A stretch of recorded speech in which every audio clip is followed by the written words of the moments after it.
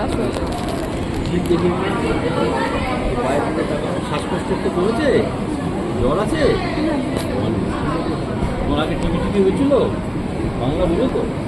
হ্যাঁ, তোরা নাকি আমি তোরা চলো ঠিক আছে। ডিস্ট্রিক্টে নিচে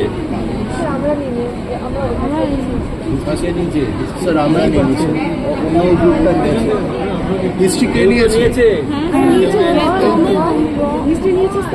হ্যাঁ বলো, রোববারের ফোন বলো। হ্যাঁ, নিজে ফোন করে ক্লাসে আসিস না। ও এই তো এখন এসছিস না? হিস্ট্রি নেই। স্যার পেশেন্টের নাম রেশমা দিগারকর, ওনার বয়স হচ্ছে 30 আচ্ছা, বছর। ও যতক্ষণে বলবে আমার আবার ওই আরেকটা ক্লাস আছে, আমি বলে দিচ্ছি সুবিধা। ডুয়ালিভিশন যদি কেস দেয়, তাহলে আমাকে পরীক্ষায় কী জিজ্ঞেস করবে? প্রথমে জিজ্ঞেস করতে পারে হোয়াট ইজ ইয়োর কেস বা case summary, what is your diagnosis. What is your diagnosis বলে তাহলে বাংলা ডায়াগনোসিসটা বলবো, রাইট সাইডে ডুয়ালিভিশন মাই মডারেট সিভিয়ার এরকম ডিউ টু ডিসি চলে দিই, হয়ে গেল। আর যদি আমাকে বলে হোয়াট ইজ ইয়োর কেস, তাহলে তোমাকে কেস সামারি বলতে হবে। কত বয়স মা তোমার? 30 year-old লেডি, কেমপিজি হসপিটাল। আমি একটা মন গড়া কাহিনী। 30-year-old লেডি, কেমপিজি hospital with chief complaints of SPG distress, initially on exertion, later at rest. Initially it started with heaviness of right side of chest, with pruitic type of chest pain, which later on gave rise to heaviness of right side of chest. Okay? This is associated with low grade fever for last 14 to 21 days. The fever is usually evening, there is evening rise of temperature and it subsided without medication. The patient may or may not have past history of tuberculosis, may or may not have contact history. Contact history মানে কোনো family member, বন্ধু বান্ধবের সাথে open টিউবারকুলোসিসের সাথে এসছে। এটা থাকতে পারে, নাও থাকতে পারে, কিন্তু জিজ্ঞেস করতে হবে, ঠিক আছে? তাহলে ফার্স্ট কী হবে? একটা low grade history of fever, low grade evening rise of temperature for 2 to 3 weeks। কেন 2 weeks দিচ্ছি আমরা? আমাদের ন্যাশনাল টিউবারকুলোসিস প্রোগ্রাম যেটা আছে সেটাতে বলছে যে কাফ, হিমোপ্টিসিস এবং লো গ্রেড ফিভার, তার সাথে ওয়েট লস, সেটা যদি 2 weeks-এর বেশি থাকে তখনই আমি সন্দেহ করবো পেশেন্ট। তো দ্য ডিফাইনিং হচ্ছে 2 weeks। অ্যাটলিস্ট 2 weeks থাকলে তখনই আমি সেটাকে টিপি বলে সন্দেহ করবো। যদি 2 সপ্তাহ আগে বন্ধ কমে যায় তাহলে সেটা কমিউনিটি অ্যাকোয়ার্ড নিউমোনিয়া। তাহলে কি করে না? তুই জানিস গুরু কোচকাতে কখানা লাগে, মাসেল লাগে? হ্যাঁ জানিস? 43টা। হাসতে কটা লাগে? 27টা। তাহলে কোনটা ইকোনমিক্যালি ইজিয়ার? কখনো গুরু কোচকাবি না, এটিকে বেশি খরচা হয়।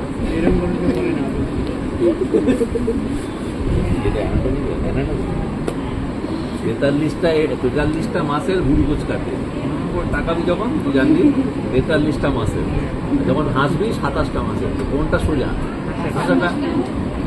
তাছাড়া তোদের তো দাঁত নিয়ে কারবার, হাসতে তোদের হবে তোরা খবরদার ভুল কোচকাবি, ঠিক আছে? ওদের লাভ দেয়, আমাদের একটা পেশেন্ট মানে একটা পেশেন্ট, ওদের একটা পেশেন্ট মানে 32টা পেশেন্ট। শুধু তাই না, তার মধ্যে আবার সাব ক্লাসিফিকেশন আছে, এর এই কাজ, ওর ওই কাজ, হ্যাঁ, এর রুট ওই সেই নানান রকম, তাই না? মোলারের 3টে 4টে, সাংঘাতিক ব্যাপার। তোমার পেশেন্ট কিছু করছি না, আমি দেখছি। তাহলে low grade evening rise of temperature, calf, productive of system, তার সাথে হিমোপ্টিসিস প্লাস মাইনাস আর ওয়েট লস। যখনই আমি টিবির কথা সন্দেহ করবো, এটা হচ্ছে আমার প্লুরাল ইফিউশনের সঙ্গে সম্পর্ক নেই, আমি পার্মানেন্ট টিউবারকুলোসিস। যদি প্লুরাল ইফিউশন হয় তাহলে কাফটা হবে ড্রাই কাফ। যদি প্রোডাক্টিভ কাফ হয় তার মানে পেশেন্টের সঙ্গে পার্মানেন্ট টিউবারকুলোসিস আলাদা হবে। যেমন ড্রাই কাফ মানে পেশেন্টের প্রোডাকশন, প্রোডাকশন ড্রাই কাফটা কেন হয়? তাহলে প্রথম দিকে there will be a pleuritic type of chest pain. কেন pleuritic type of chest pain হবে? যখনই পুরো ইনফ্লেমড হবে, একটা প্লুরাল সারফেস বড় করে যখন শ্বাস নেবে, ডিপ ইন্সপিরেশন, স্নিজিং, কাফিং, এই যখন হবে তখন visceral pleura will go on to parietal প্লুরার সাথে ঘষবে। প্যারাইটাল প্লুরার সাথে একটা এই ভাষা খাবে pain. This pain will be pruritic type of chest pain. What is the pruritic type of chest pain? Localized, sharp, Sharp. stitching or Stitching. stabbing in quality. Increase with deep inspiration, coughing, sneezing. Decrease with voluntary breath. ঠিক আছে? This is equal to pruritic chest pain. So what is pruritic chest pain? Localized, sharp, Stitching stabbing, character. R increase precipitating factor বলতে হবে increase with deep inspiration, coughing, coughing, sneezing, and decrease with voluntary breath control. যেই voluntary breadth hold করে দিল সাথে সাথে ওকে ঘষা লাগা বন্ধ হয়ে গেল। দাদা ঠিক আছে? তাহলে এইটার পরে যখন জল জমতে শুরু করবে, প্লুরালিফিকেশন জমতে শুরু করবে, তাহলে ভিসারাল প্লুরা এবং প্যারাটাল প্লুরার মাঝখানে এখন কে আছে? Fluid. প্লুরালিফিকেশন মানে Fluid between the pleural space. Normally থাকার কথা না, ওই আবার সেই একই একটা ক্যাপিলারি লেয়ার অফ ফ্লুইড থাকে লেস দ্যান 50 মিলি। যখনই এর চেয়ে বেশি হবে আমরা প্লুরালিফিকেশন নিয়ে ডিল করব। যখনই প্লুরালিফিকেশন হবে তখন প্যারাটাল প্লুরা ভিসারাল প্লুরা যে ঘষা লাগছিল সেটা সেটা লাগবে না। কিন্তু এখন জল জমছে, কোনো জল জমার কথা ছিল না, তাহলে ইট উইল বিকাম Heaviness. আর পেশেন্টের আরেকখানা জিনিস হবে, patient will prefer to lie on is affected side. কেন? স্যার প্রেশারটা কম প্রেশারটা ফ্লুইডটা তাহলে এক্সপোজ করে কম করবে পেনটা কম আমরা যখন নর্মাল শুনছি যে তুমি শোনো কেমন বুঝেনগে বাদ, যখন আমরা শুনছি শোয়ার সময় আমাদের বডির দুটো ক্যাভিটি, এই তুই হাতে এখানে দাঁড়াস না, নাকে বলবে আবার তুই হাতে গেল, তুই ওকে এখানে দে, তুই ওখানে যা। বাচ্চাগুলো খায় না, ঝামেলা। তো যখনই আমরা শুনছি আমার বডির দুটো ক্যাভিটি, থোরাসিক ক্যাভিটি আর abdominal cavity, abdominal cavity there is a positive pressure, thoracic cavity negative pressure. Negative pressure মানে এখানে -6 সেন্টিমিটার অফ ওয়াটার, আর যখন ডিপ এক্সপিরেশন হয় তখন -2 সেন্টিমিটার। তো মাইনাস থেকে যায়, তাহলে থোরাসিক ক্যাভিটির pressure is equal to negative pressure, abdominal ক্যাভিটির প্রেশার হচ্ছে পজিটিভ প্রেশার। যখনই আমি লাই ডাউন করবো, যে পজিটিভ প্রেশারের জন্য অ্যাবডোমেন উপরের যে ডায়াফ্রামটা আছে ঠেলে উপরে ওঠা। এবার আমি বাঁ দিকে শুলাম, ডিউ টু গ্র্যাভিটি সব ভিসারাগুলো ওদিকে চলে গেল, তাহলে লেফট ডোম অফ ডায়াফ্রামটা বেশি ঠেলে দিল। যেই লেফট ডোম অফ ডায়াফ্রাম বেশি ঠেলে দিল, ও উপরের লাংটাকে বেশি ঠেলে দিল, তাহলে উপরের লাংটা এক্সকারশন হবে না। কেন? নর্মাল টাইডাল ব্রিদিংয়ের 80% is due to diaphragmatic. Diaphragmatic movement. তাহলে লেফট ডোম অফ ডায়াফ্রাম এখন আমার ভালো করে নড়তে পারছে না, কারণ অ্যাবডোমিনের চেপে গেছে। পজিটিভ প্রেশারের জন্য ফ্রি হয়ে গেছে। কিন্তু রাইট ডোম অফ ডায়াফ্রাম যেটা উপর দিকে আছে সেটা ফ্রি, ওটা বেশি করে এক্সকারশন করবে। এবার ঠিক উল্টো জিনিস হবে যখন আমি রাইট সাইডে শুনি। এবার পেশেন্টটা রাইট সাইডে ডুয়ালিং শুনবে, এবার পেশেন্টটা লেফট সাইডে শুনবে। শোয়ার সময় left dome of diaphragm due to gravity উপরে উঠে গেছে, লেফট লাং রেস্ট্রিক্টেড, আর রাইট লাং রেস্ট্রিক্টেড কেন? বিকজ অফ রাইট ডুয়ালিং। শ্বাসকষ্ট হবে। এবার পেশেন্ট ডান দিকে কাত হয়ে শুনবে, ডান দিকে প্লুরালিফিকেশন, ডান দিকে ডোম অফ ডায়াফ্রাম উঠবে। যেহেতু উপরে প্লুরালিফিকেশন আছে, ডোম অফ ডায়াফ্রাম অতটা উঠতে পারবে না, কিন্তু লেফট ডোম অফ ডায়াফ্রাম এখন ফ্রি। তাহলে যদি পেশেন্ট ডান দিকে প্লুরালিফিকেশন, ডান দিকে কাত হয়ে শোয়, শ্বাসকষ্টটা কম। That is why patient prefer, ও তো এই অ্যানাটমি জানে না, তুমি জানো না, কিন্তু ও নিজের মতো করে যেদিকে প্লুরালিফিকেশন ও সেদিকে শুরু করবে। ঠিক আছে? তাহলে আমাদের চেয়ে পেশেন্ট বেশি বুদ্ধিমান, এটা সবসময় মনে রাখবে। সবসময় মনে, ওয়েন ইন ডাউট, এটা হাসির কথা না, ওয়েন ইন ডাউট, তুমি যেটা ভাবছো সেটা মিলছে না, পেশেন্টের কথা গুরুত্ব দেবে। বুঝেছো? এমন হতেই পারে তুমি একটা ডায়াগনোসিস ভেবেছো, পেশেন্ট তোমাকে যেটা বলছে সেটা তোমার ডায়াগনোসিস সেটা মিলছে না। অলওয়েজ প্রেফার পেশেন্ট যেটা বলছে সেটা কীভাবে এক্সপ্লেন করা যায় সেটা দেখবে, র্যাদার দেন তোমার ডায়াগনোসিসটা পেশেন্টের উপর চাপিয়ে দেবে। ঠিক আছে? এটা একদম সারা জীবনের জন্য বলে দিলাম। ওয়েন ইন ডাউট আমাদের এখনও হয়, আমি একটা ভাবছি পেশেন্টের সাথে মিলছে না, এখানে এমন একটা জিনিস বলছে যেটা এর সাথে কমফর্টেবল না, আমাকে আবার রিভিজিট করতে হবে, আবার হিস্ট্রি নিতে হবে যে আমি কিছু মিস করছি। বেশি লাভ সবসময় পেশেন্টের কথাটা শুরু হয়, ও যা বলবে সেটাই ফাইনাল, পেশেন্টের বাড়ির লোকের কথা না, কিন্তু পেশেন্ট যেটা বলছে সেটাই ফাইনাল। বাড়ির লোক নিজের ইন্টারপ্রিটেশন করবে। তাহলে আমরা কি বললাম যে পেশেন্ট আমাদের কাছে এসে লো গ্রেড ফিভার নিয়ে, তার সাথে ইমিউনাইজো টেম্পারেচার, ফার্স্টে প্লুরাইটিক টাইপ অফ চেস্ট পেন হয়েছে, তারপরে হেভিনেস হয়েছে, এবং এরপরে ডিসপনিয়া শুরু হয়েছে। প্রথমে ডিসপনিয়া অন এক্সারশন, যখন পেশেন্ট বেশি করে কাজ করছে সেই সময়, তারপরে যত কোয়ালিফিকেশন বাড়বে ডিসপনিয়া যদি বেশি কোয়ালিফিকেশন হচ্ছে, ঠিক আছে। আর dry cough, Dry cough and nasal. ঠিক আছে। এবার আমি যখন এক্সামিন করবো, examination of respiratory system examination, চারটে জিনিস আমরা জানি এক্সামিনেশন থাকে। একটা হচ্ছে ইন্সপেকশন, কোনো সিস্টেমে, আমাদের অন্য কোনো সিস্টেমে এই চারটে জিনিস লাগে না, এক্সেপ্ট রেসপিরেটরি চারটে জিনিসই লাগে। ইন্সপেকশন আমি কি দেখবো, যে ফার্স্ট পেশেন্টের whether she is breathless on. কী করে বুঝবো, যে অ্যাক্সেসরি মাসলস অফ রেসপিরেশন যেগুলো আছে, অ্যালানেসি, প্লাটিসমা, স্টার্নোক্লেডোমাস্টয়েড, ট্র্যাপিজিয়াস, ইন্টারকস্টালস এবং scaleni, these are the accessory muscles. এই অ্যাক্সেসরি মাসলগুলো বেশি করে বোঝা যাচ্ছে না, ওইটা দেয়া প্রমিনেন্ট অন।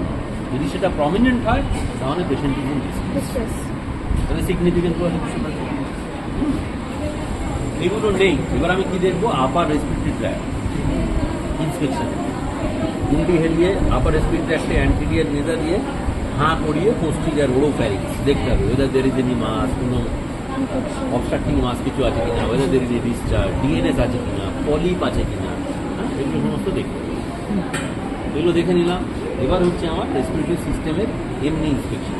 দেখবো কোনো স্টার্নোক্লেডোমাস্টয়েড আনইউজুয়ালি প্রমিনেন্ট, যেটা থাকে আমাদের ট্র্যাকিয়া সবসময় মিড লাইনে থাকে, কিন্তু কিছু কিছু ক্ষেত্রে there is a slight variation, কিন্তু সেটা এমন কখনোই হবে না যে সিগনিফিকেন্ট হয়ে স্টার্নোক্লেডোমাস্টয়েডটাকে প্রমিনেন্ট করে দেয়। If there is prominent sternocleidomastoid in any side, sternocleidomastoid sign হলে তার মানে ট্র্যাকিয়া সেদিকে শিফট হচ্ছে, ঠিক আছে। এবার আমি কি দেখবো, chest wall, whether there is a symmetry of chest wall. সবসময় সিমেট্রি দেখি, সিমেট্রি অফ চেস্ট ওয়াল, দুদিকে চেস্ট ওয়াল সিমেট্রি, কোনো দিকে কোনো ডিপ্রেশন আছে কিনা, কোনো দিকে কোনো এলিভেশন আছে কিনা, ইন্টারকস্টাল স্পেস ফুল না ক্রাউডেড। যদি ফুল হয় তার মানে আন্ডারলাইন লাং বা প্লুরাল স্পেসের ইনক্রিজ হয়েছে। লাংয়ের স্পেস কী করে ইনক্রিজ হবে, এমফাইসিমা, অ্যাজমা, সিওপিডি, হাওয়া ভরে থাকবে, ব্রঙ্কাইটিস, তাহলে ইন্টারকস্টাল স্পেসেস আর ফুল, তার মানে পেশেন্টের এইটার নিউমোথোরাক্স বা প্লুরাল ডিফিউশন আছে বা লাংটা ইনক্রিজ করেছে। ইন্টারকস্টাল স্পেস আর ক্রাউডেড, তার মানে এইটার প্লুরাল ফাইব্রোসিস অথবা পালমোনারি ফাইব্রোসিস অথবা লাংয়ের কোলাপস। আসলে কিছু নেই। তাহলে আমি কি দেখবো, মুভমেন্টটা সিমেট্রিক কিনা। মুভমেন্ট দেখার সময় আমি কি দেখবো, এইটা হচ্ছে আমার ইন্ট্রাক্লাভিকুলার রিজিয়ন, মেমারি রিজিয়ন, ইনফ্রামেমারি রিজিয়ন, আর অ্যাক্সিলারি, ইনফ্রাঅ্যাক্সিলারি, দুটো পিছন দিকে সুপ্রাস্ক্যাপুলার, ইন্টারস্ক্যাপুলার, ইনফ্রাস্ক্যাপুলার। মুভমেন্ট দেখার সময় আমি রিজিয়ন হিসেবে দেখবো যে দুটো রিজিয়ন সমানভাবে মুভ করছে কিনা। একটা জিনিস মনে রাখতে হবে যে উপরের যে লোকটা সেটা pump handle type of movement করে, তাহলে উপরের যে রিপ পেজটা হবে তার পাম্প হ্যান্ডেল মানে আপ ডাউন মুভমেন্ট। নিচের যে রিপ পেজটা তার বাকেট হ্যান্ডেল টাইপ, আমার bucket handle type of movement আছে, ঠিক আছে।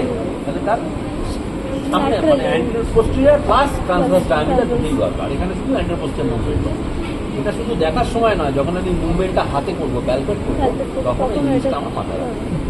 তাহলে দুদিকের মুভমেন্ট সমান কিনা, সিমেট্রিক কিনা, একদিকে মুভমেন্ট বেশি একদিকে মুভমেন্ট কম, ঝামেলা। আরও কি দেখতে হবে, যে ট্র্যাপিজিয়াস যে কনট্যুরটা আছে, এই ট্র্যাপিজিয়াস অ্যান্ড ডেল্টয়েড শোল্ডারের কনট্যুরটাকে ঠিক করে। যদি কোনো কারণে আন্ডারলাইন লাংয়ের সিগনিফিকেন্ট প্যাথোলজি থাকে তাহলে এটা ধসে যাবে, এখানে লাংসটা কন্ট্রাক্ট করে গেছে বা প্লুরাল ফাইব্রোসিস হয়েছে, ঠিক আছে। তাহলে there is a depression of any side, তো বুঝতে পারবে না এদিকে ডিপ্রেশন না এদিকে এলিভেশন, কী করে বুঝবে, এদিকে রিপ ক্রাউডিং হয়ে রয়েছে, তার মানে এটা ডিপ্রেশন, এটা একদম ঠিক আছে। তাহলে আমি সামনে থেকে দেখছি শোল্ডারের ইয়ে কীরকম আছে কিনা, চেস্টের সিমেট্রি আছে কিনা, স্কার মার্ক আছে কিনা, আপার ভেনাস প্রমিনেন্স আছে কিনা, আপার সুপিয়া ভেনা কামাল সিনড্রোম হয়ে রয়েছে কোনো কারণে, তাহলে আপার ভেনাস প্রমিনেন্স হবে, বেশ প্লাস থাকবে। কোনো মাস কিছু আছে কিনা, এখানটা বড় করে একটা মাস আছে, এটা ফুলে রয়েছে, পেশেন্টের সেই জায়গাটা টেন্ডারনেস আছে কিনা, হ্যাঁ টেন্ডারনেস অবশ্য ডিসক্রিপশন দেখতে হবে না, ক্যালকুলেশন। আর যেহেতু মুভমেন্টের সিমেট্রি কিছু আছে, স্কার মার্ক আছে কিনা, পেশেন্টের আগে ছোটোবেলায় আমরা যখন তোমাদের মতো ছিলাম তখন আমাদের অ্যান্টিনার্ভাল থোরাকোটমি মার দেখতে পেতাম। আগে কী হতো, টিভির যে ওষুধ ছিল না, 70-এর দশকে স্ট্রেপ্টোমাইসিন এর ওষুধগুলো এসছে, আরও আগে যাদের টিভি হয়েছে তাদের কী করতো, দুটো জিনিস করতো। একটা ফেনিকনাপ পলসি করতো, ফেনিকনাপ ক্রাশিং করতো, ফেনিকনাপটা কেটে দিত, তাহলে ডায়াফ্রাম মুভমেন্ট হচ্ছে না, ওই জায়গাটা রেস্ট পাচ্ছে, জায়গাটা থেকে মুভমেন্ট হচ্ছে। তারপর কী হলো, বলো না ফেনিকনাপ করতে যেহেতু 40-80% টাইডাল ভলিউম হচ্ছে আমাদের, দিয়ে পেশেন্টের শ্বাসকষ্ট হবে, মুভমেন্ট করতে গেলে ইয়ে হবে, সেজন্য ওটা আস্তে আস্তে উঠে গেলো। তখন কী করলো, যে লাঙের যে রিজিয়নটা টিউবারকুলোসিস আছে সেটাকে কেটে দিতে শুরু করলো, লোবেক্টমি বা সেগমেন্টেক্টমি। এটা দেখলো লাং টিস্যুতে চলে যাচ্ছে, তখন ওটাকেও বাদ দিল।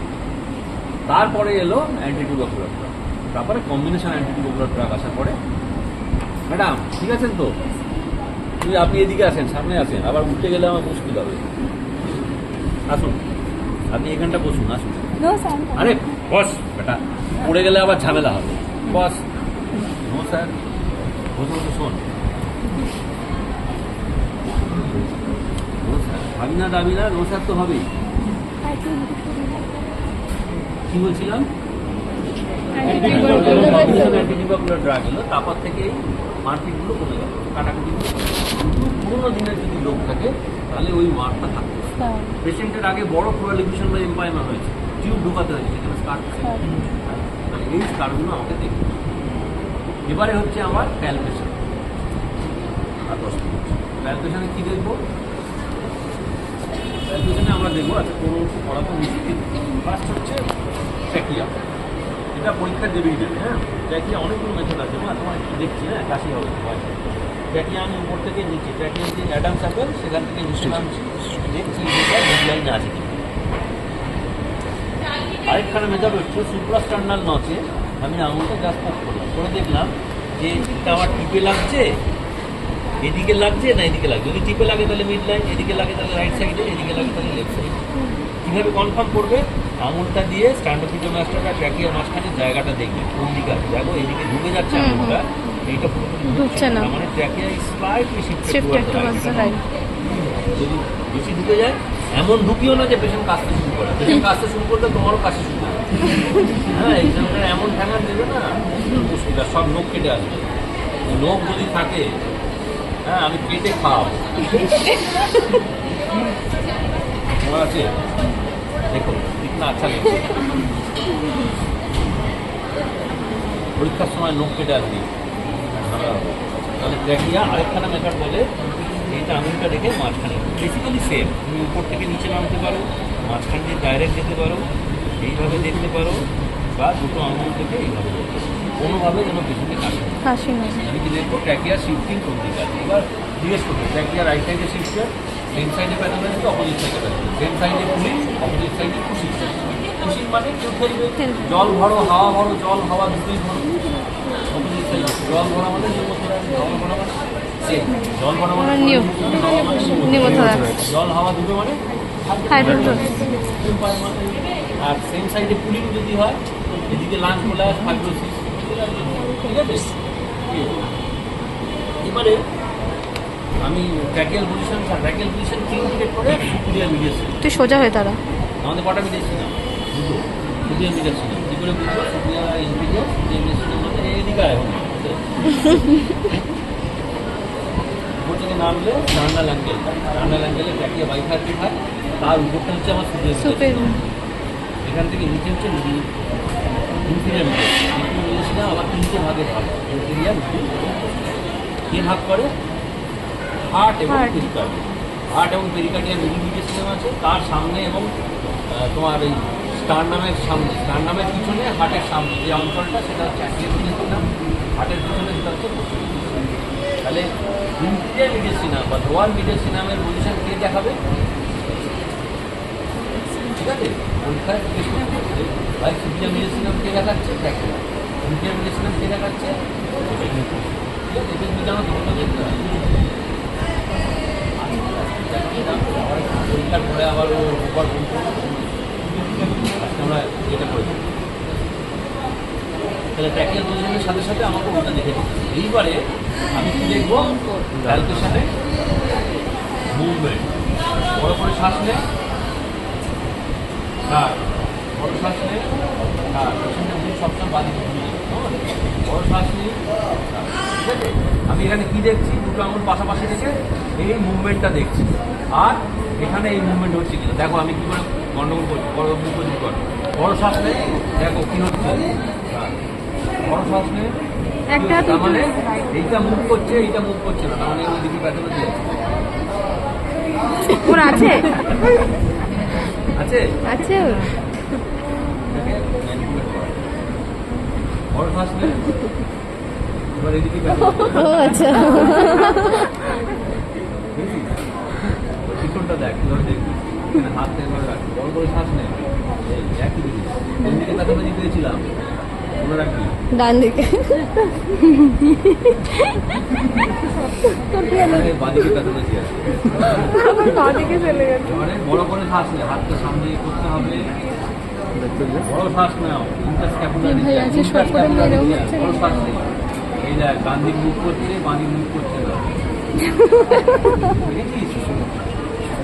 অনেকে বলে মাঝখানে একটা স্ক্রিন অফ স্ক্রিন নিতে, সেটা নিতে পারো, ডাইরেক্ট ডেটা নিতে পারো। বড় শ্বাস নিচে, বড় শ্বাস সামনে আয়, মেমারি রিজিয়ান, বড় শ্বাস, আবার মুখ বাঁদিকে কর, তবে শেখাতে হবে। বড় শ্বাস, হ্যাঁ, নিচে, বড় শ্বাস, ঠিক আছে?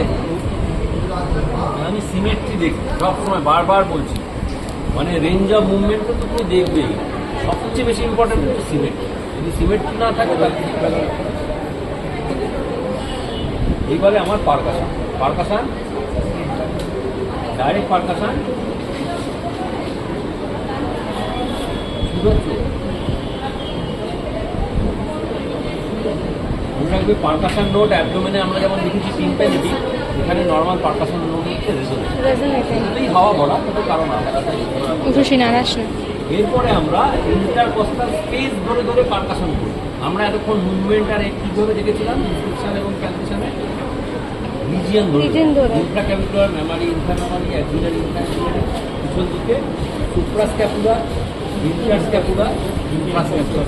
কিন্তু পারকাশন রোডটা বলার সময় আমাকে স্পেস, ইন্টারকস্টাল স্পেস কীভাবে করবো, আমি মিড ক্লাভিকুলার লাইন দেখব, সুপ্রাস্টার্নাল নচের মিড পয়েন্ট, সেখান থেকে কস্টোকন্ড্রাল এই অ্যাক্রোমিও ক্লাভিকুলার জয়েন্ট, এর mid point, not mid point of clavicle, not sternoclavicular joint, mid point of suprasternal notch আর অ্যাক্রোমিও ক্লাভিকুলার জয়েন্ট, এর মিড পয়েন্ট থেকে নিচে নামলে এটা হচ্ছে আমার মিড ক্লাভিকুলার লাইন। আমি মিড ক্লাভিকুলার লাইনের সেকেন্ড স্পেস কী করে বুঝবো, টার্নাল অ্যাঙ্গেল, সেখান থেকে ল্যাটারালি গেলে আমার সেকেন্ড রিপ, কস্টোকন্ড্রাল জাংশন, এখান থেকে আমি ল্যাটারালি চলে যাবো কেন, যদি কাছাকাছি করি তাহলে মানে রিপগুলো সব ক্রাউডেড, আমি ইন্টারকস্টাল স্পেস বুঝতে পারবো না, আমি দূরে চলে যাবো। এবার এখান থেকে সেকেন্ড রিপ, সেকেন্ড স্পেস, থার্ড রিপ, থার্ড স্পেস, তাহলে সেকেন্ড রিপ, সেকেন্ড স্পেসে আমি ফার্স্ট আঙুলটা দিলাম।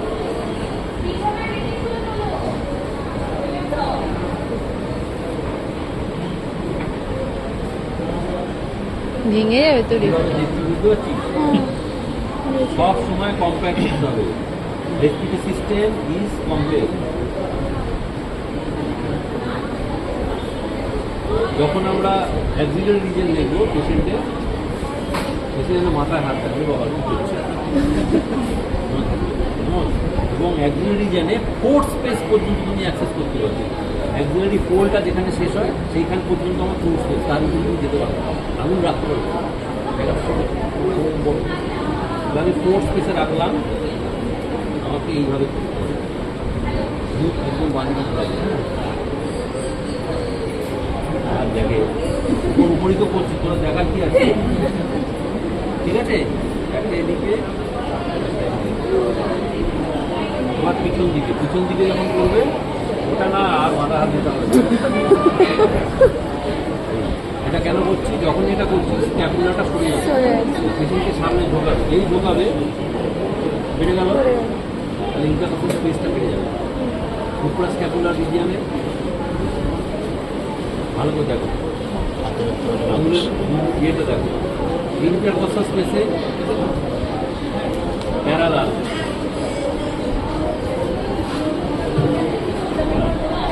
এবার ইনফ্রাস্ট্রাকচার সেখানে হেরিং বোন প্যাটার্নে করবে, হেরিং বোন প্যাটার্ন এরকম এই, ঠিক আছে? ঠিক আছে, এবার অস্কালটেশন নর্মাল অস্কালটেশনে দুটো সাউন্ড, একটা হচ্ছে ভেসিকুলার ব্রেথ সাউন্ড আর একটা হচ্ছে bronchial breath sound. Bronchial breath sound প্রথম পাওয়া যায়, কোথায় পাওয়া যায়? ওভার দ্য ট্র্যাকিয়া এবং to some extent right infrascapular. যেহেতু আমার ট্র্যাকিয়াটা রাইট সাইডে সাউন্ড শিফট করে আসছে, পুরো বাকি জায়গাটায় একটু আসে। বাকি জায়গাটা যেটা আমরা পাই সেটা হচ্ছে ভেসিকুলার ব্রেথ সাউন্ড। তো vesicular breath sound bronchial breath sound চিহ্ন কি করে? Bronchial breath sound is a high pitch sound, vesicular breath sound is a low pitch. Sir low pitch high pitch use করে হতেই পারে, আমরা বুঝি না বুঝতে পারি। কীভাবে বুঝবো? ভেসিকুলার ব্রেথ সাউন্ড ইন্সপিরেশন এবং এক্সপিরেশন দেয়ার ইজ কন্টিনিউয়েশন, মাঝখানে কোনো গ্যাপ নেই, এবং inspiration is to expiration is equal to 3:1। 3 ভাগ ইন্সপিরেশন, এক্সপিরেশনে 1 ভাগ। ব্রঙ্কিয়াল ব্রেথ সাউন্ড সেখানে 1:1 and there is a definite gap between the inspiratory and expiratory sound। তাহলে কি হলো? একটা যে bronchial breath sound high pitch, 1:1 কোথায় পাওয়া যাচ্ছে? Over the trachea and right intratracheal region। There is 1:1 relationship inspiration expiration and there is a definite gap in between the inspiration and expiration। Vesicular breath sound 3:1 low pitched all over the lungs। আপনি পড়াচ্ছি একটু পরে, বলো বলো বলো বলে নাও।